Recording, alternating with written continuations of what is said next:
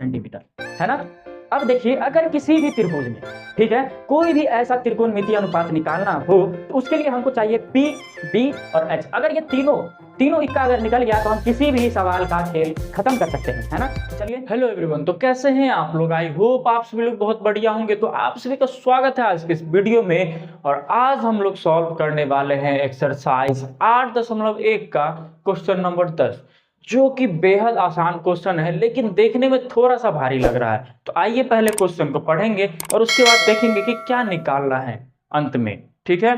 तो चलिए पढ़ते पहले कि त्रिभुज पी क्यू आर में जिसका कोण Q समकोण है और P R plus Q R बराबर 25 सेंटीमीटर है, और क्या कह रहा है कि पी क्यू बराबर 5 सेंटीमीटर है, तो हमको साइन पी, कॉस पी और टेन पी के मान ज्ञात कीजिए। यानी कि साइन पी, कॉस पी और टेन पी का मान ज्ञात करने के लिए बोल रहा है।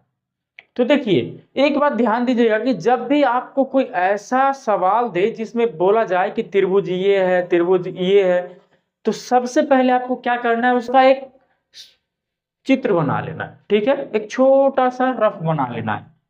इसमें क्या बोल रहा है कि त्रिभुज ABC है, क्या है, सॉरी, PQR है, ठीक है। जिसमें क्या बोला जा रहा है, PQ बराबर है 5 सेंटीमीटर, यानी कि ये वाला जो है ये 5 सेंटीमीटर है, और PR प्लस QR बराबर, यानी कि ये दोनों मिलाकर के जो है वो है 25 सेंटीमीटर। ठीक, हमको लग रहा है कि इन 10 क्वेश्चन में से आपको सबसे अलग क्वेश्चन लगा होगा ये, है ना। तो चलिए पहले ये देखते हैं कि हमें दिया क्या है। हमें दिया है कि क्या दिया हुआ है, PQ बराबर 5 सेंटीमीटर, ठीक है, और PR प्लस QR बराबर 25 सेंटीमीटर, ठीक। तो क्या करेंगे हम, PR बराबर 25 सेंटीमीटर माइनस QR को इस साइड लेके जाएंगे तो क्या हो जाएगा, माइनस QR हो जाएगा, है ना। इसको मान लेते हैं समीकरण 1। आई होप आपको इतना समझ में आया होगा, जो दिया था वही उतारे हैं, ठीक है। तो चलिए अब हम अपने तरफ से क्या करेंगे। देखिए, हमको PQ दिया हुआ है ना। PQ क्या है, P, ठीक है। QR यहाँ पे B हो जाएगा, और PR जो होता है क्या होता है, H। तो हम एक फॉर्मूला लगाएंगे, कहाँ से, तो पाइथागोरस प्रमेय से। पाइथागोरस प्रमेय से क्या बोलता है कि कर्ण स्क्वायर, क्या, कर्ण स्क्वायर बराबर लंब स्क्वायर, सॉरी, लंब square plus Aadhaar square. I hope इतना समझ में आया होगा। अरे ये फॉर्मूला है, क्या समझोगे। कर्ण क्या है, तो कर्ण ये है PR, यानी कि PR का स्क्वायर हो जाएगा बराबर लंब PQ का स्क्वायर और प्लस आधार यानी कि QR का स्क्वायर, ठीक है। अब यहाँ पे ध्यान दो कि PR का मान क्या निकाले थे, हाँ, 25 सेंटीमीटर माइनस QR का स्क्वायर बराबर PQ का मान 5 सेंटीमीटर स्क्वायर प्लस QR का मान है नहीं है तो ऐसे ही छोड़ देंगे, ठीक। आई होप आपको इतना समझ में आया होगा। अब ध्यान दीजिए, पहले A माइनस B का होल स्क्वायर है वो कर देंगे आराम से, तो ये हो जाएगा A, और इसको B मानेंगे तो A माइनस B का होल स्क्वायर। तो देखिए क्या होगा, A square plus B square minus 2AB बराबर क्या है, 5 का स्क्वायर 25 सेंटीमीटर स्क्वायर हो जाएगा। देखो 5 का स्क्वायर 25 और सेंटीमीटर का स्क्वायर सेंटीमीटर स्क्वायर, और प्लस इधर हो जाएगा QR स्क्वायर। आई होप आप सबको इतना समझ में आया है, ठीक है। चलिए एक बार देख लीजिए बढ़िया से, मिटा दे, हाँ, तो चलिए मिटा दे रहे इसको, ठीक। हम ऐसा करते हैं, क्वेश्चन को भी नहीं नहीं नहीं, चलो इसको मिटा दे रहे हैं।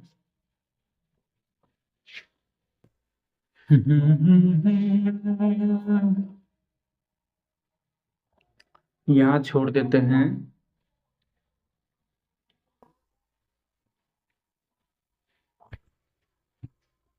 यानी कि यहाँ देखिए, यहाँ पे थे, अभी है ना। अब इसको आगे सॉल्व करते हैं।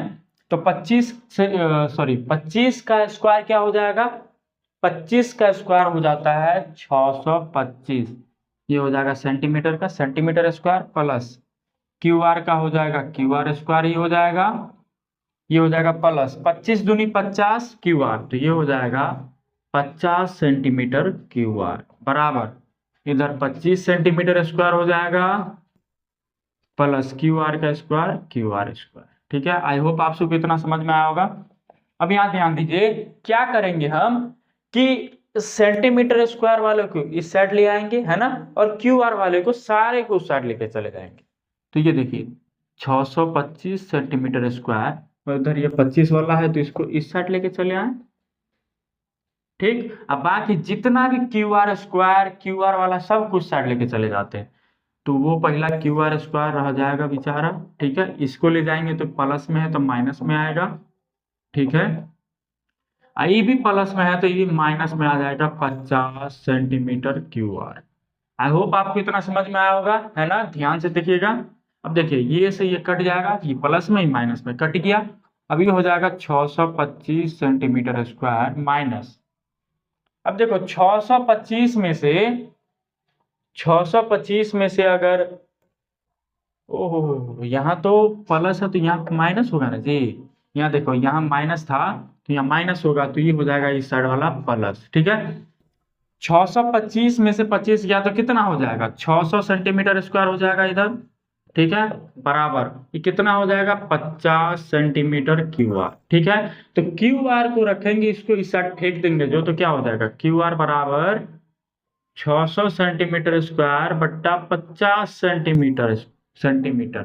तो सेंटीमीटर से सेंटीमीटर स्क्वायर कट गया, 0 से 0 कट गया, 5 से 12, यानी कि क्यू आर बराबर हो जाएगा 12 सेंटीमीटर। यानी कि हमको क्यू आर का मान आ गया, पी क्यू का मान दिया हुआ है, तो इसीलिए हम लोग समीकरण 1 से चलेंगे। इसीलिए समीकरण 1 से क्या माने थे जी, पी आर बराबर 25 सेंटीमीटर माइनस क्यू आर था, है ना, यही था ना समीकरण 1। तो इसीलिए पी आर बराबर क्या हो जाएगा 25 सेंटीमीटर माइनस क्यू आर का मान 12 सेंटीमीटर, तो ई हो जाएगा 25 माइनस 12, यानी कि पी आर का मान आ गया है 13 सेंटीमीटर, है ना। अब देखिए, अगर किसी भी त्रिभुज में, ठीक है, कोई भी ऐसा त्रिकोणमितीय अनुपात निकालना हो, तो उसके लिए हमको चाहिए P, B और H। अगर ये तीनों इक्का अगर निकल गया तो हम किसी भी सवाल का खेल खत्म कर सकते हैं, है ना।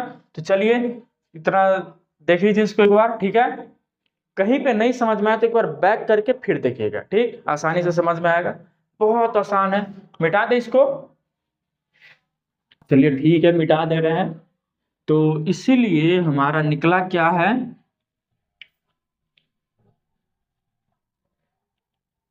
तो इसीलिए हमारा निकल गया है पी आर बराबर 13 सेंटीमीटर, क्यू आर बराबर 12 सेंटीमीटर, और पी क्यू जो हमको दिया हुआ था वो था 5 सेंटीमीटर। आइए देख लेते हैं यहाँ पे इमेज में क्या बता रहा है। यहाँ देखिए क्या निकाले हैं, पी आर बराबर 13 सेंटीमीटर, पी आर 13 सेंटीमीटर, और क्यू आर जो अभी निकाले हुआ है 12 सेंटीमीटर। तो अब हमको किसका मान निकालना है, साइन पी, कॉस पी और टेन पी।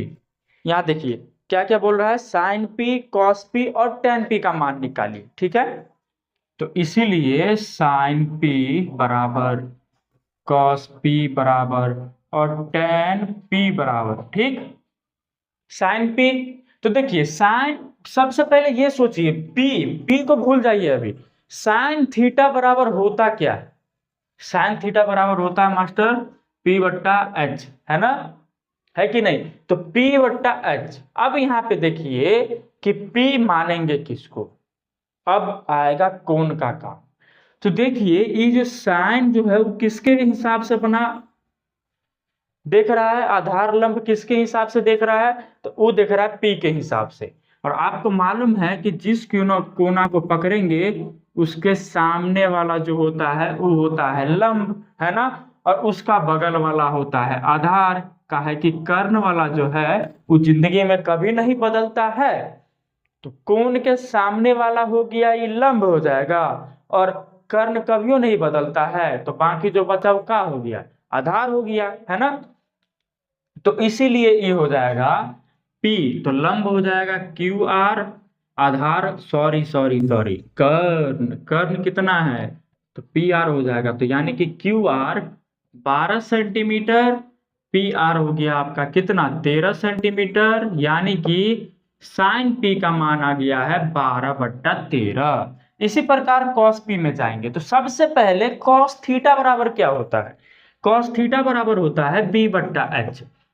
B/H अब देखेंगे थीटा क्या है, इसका P है, तो P के हिसाब से इसका सामने वाला ही हो जाएगा लंब, बगल वाला आधार, तो B का मान हो जाएगा PQ, और H जो है वो है PR।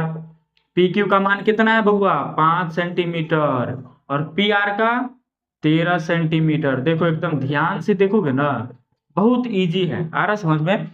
tan P, तो सबसे पहले ये सोचना है यहाँ पे P नहीं है थीटा है, तो tan थीटा बराबर क्या होता है, tan थीटा बराबर होता है P/B। अब देखेंगे कौन सा कोना पकड़ा है, P पकड़ा है, उसको पकड़ के नमरा दो, तो इस हिसाब से सीधे E आया, तो लंब आया QR, फिर से QR, और आधार क्या है तो PQ। तो मास्टर जी लिख दीजिए QR का मान कितना है 12 सेंटीमीटर, और PR का सॉरी PQ, तो PQ का मान है 5 सेंटीमीटर, कट गया सेंटीमीटर से सेंटीमीटर, ये आया 12/5।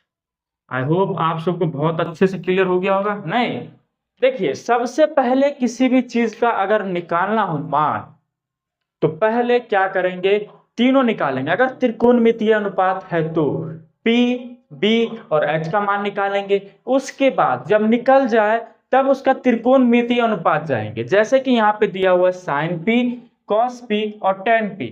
तो यहाँ देखेंगे कि कोना कहाँ पकड़ा हुआ, अगर थीटा रहता तो आसान था, अब थीटा के जगह पे कुछ और दिया हुआ तो उस पर ध्यान देंगे कि कोना क्या पकड़े हुआ है, तो यहाँ पे कोना पकड़े हुआ था P, तो इसीलिए अब P के हिसाब से चलेंगे, तो P के सामने वाला जो भी था वो हो जाएगा लंब, और आपका काम हो गया खत्म। आप फंस सकते थे यहाँ पे, ठीक है, इसी के कारण ये सवाल जो है थोड़ा सा हार्ड बना हुआ है। ठीक, तो आई होप आप सबको बहुत अच्छे से समझ में आया होगा। ठीक है, धन्यवाद।